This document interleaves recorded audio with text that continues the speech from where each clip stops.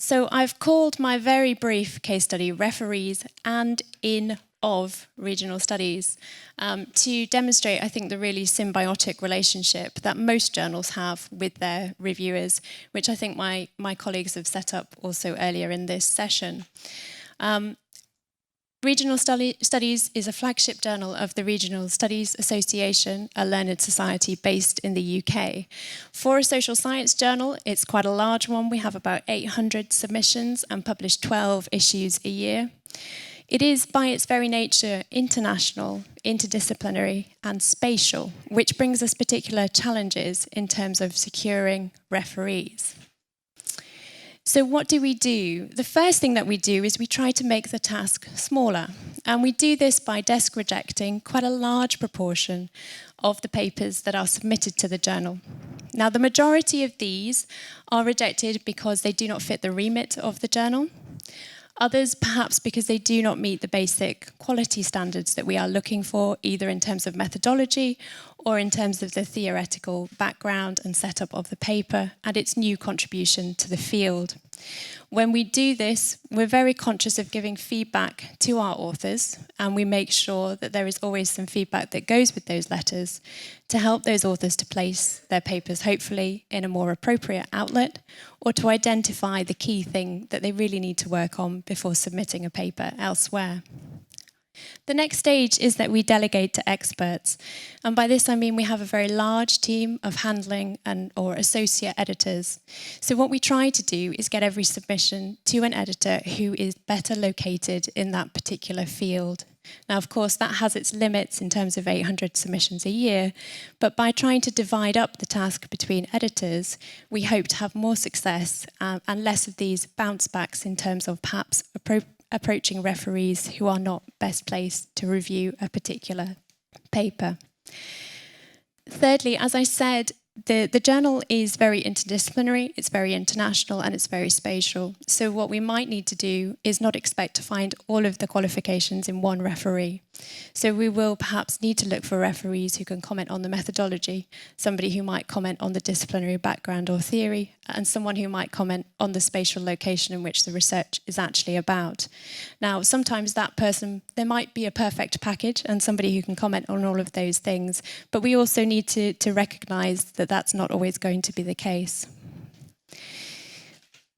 Once editors are selecting referees, they do so using various networks, searches and tools. So my editors tell me that the main thing they are doing is using their own networks, for example, people they know.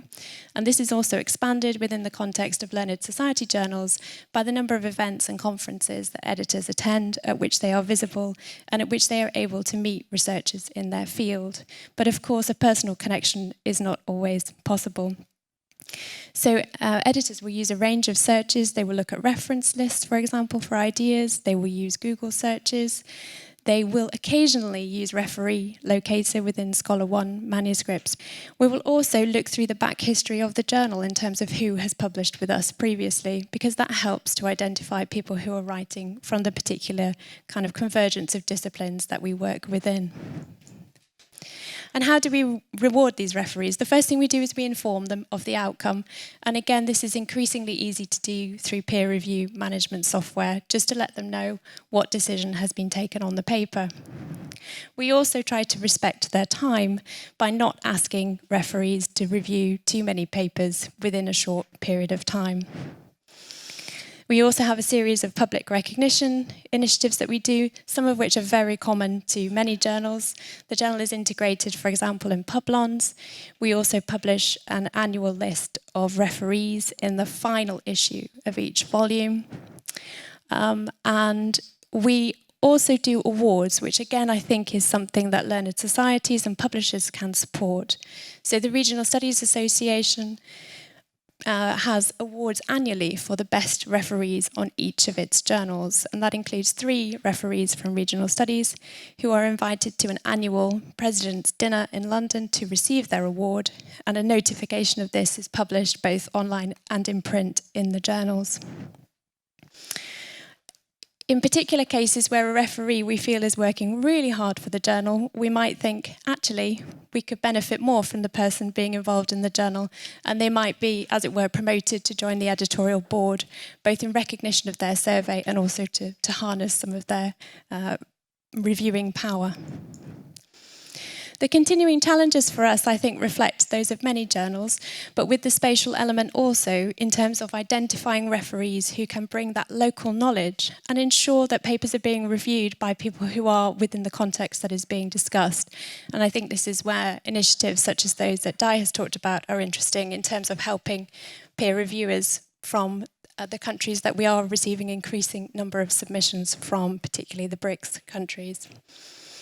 New topics are a challenge for us, so there are areas that I think most journals would like to cover under their remit, but perhaps they do not always receive the submissions on. And a challenge for that is approaching referees who perhaps might not think of the journal as the place where they would publish, and maybe therefore less inclined to accept a review request, but then it becomes a very self-fulfilling prophecy in terms of engaging new subject areas. There is also, as Laura recognised, increasing demand on researchers' time, and we need to be very realistic about how much we can possibly ask of them.